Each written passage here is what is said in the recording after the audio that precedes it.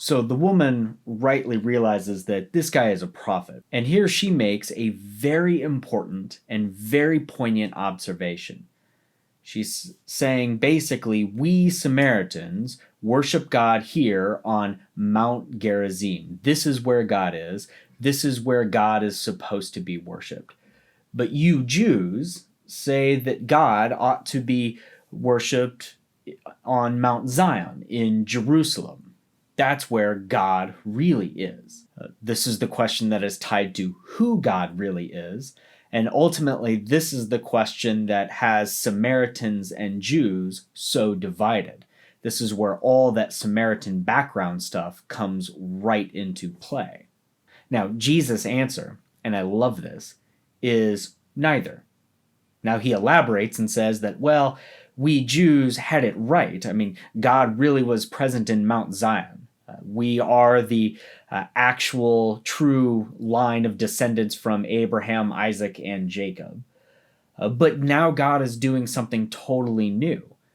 That no longer do you have to travel to a specific location to stand in God's presence and to truly and rightfully worship God. God is expanding things out.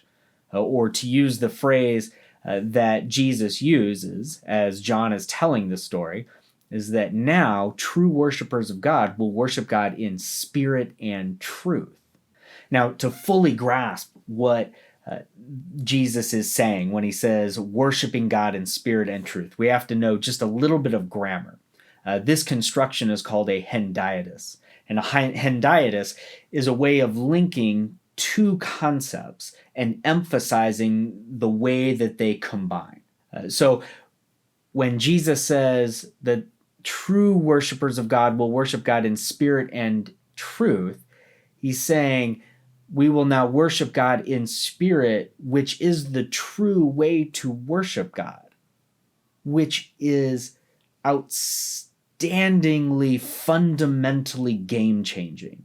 No longer is God to be thought of as being in one particular place, in one particular temple. That God's presence is expanding out. He's not confined anymore. For an ancient person, this is worldview shattering. So this woman realizes that this Jewish man, who's obviously a prophet, talking to this Samaritan woman, and saying things like God will no longer be confined to geographical space, but that his presence is expanding out, and true worship of God will happen in the spirit. Well, wait a minute. This is the Messiah. See, even the Samaritans had a concept of the Messiah, and their concept in particular had to do with the fact that their Messiah would identify and make clear the true location of God's worship. Well, she identifies like, hold on, this is actually the guy that we're waiting for, which means that Jesus' response is incredibly subversive and wild. This is one of the rare moments where Jesus flat out says, I am the Messiah. And he, this Jewish man, says this to a Samaritan woman. This is God shattering boundaries and cultural prejudices. This is incredible. So the whole point of this story is that Jesus reveals God's deeper intention with sending his Messiah. That no longer is the worship of God or the presence of God to be thought of as confined to a space, but rather God is present with those who worship and love him.